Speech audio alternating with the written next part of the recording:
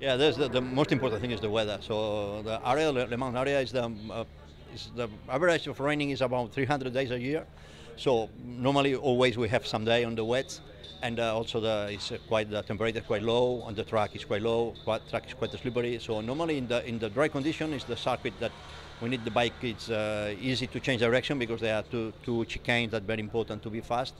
But we have to start to thinking on the weather, start to thinking for the wet setting, start to thinking how we manage to get the grip on the rear, because that is it's the most important point, to have a rear grip.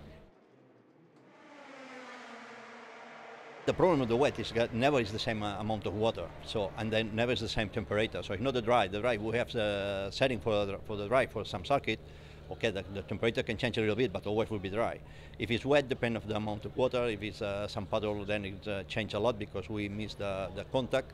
And many times the rider, after they make the sighting lap, they're afraid because they see that the track conditions are very bad. But if we know the weather forecast is that the track going to be drying, not completely dry, but drying, then we should make a setting on the intermediate way. So maybe go more on the dry way.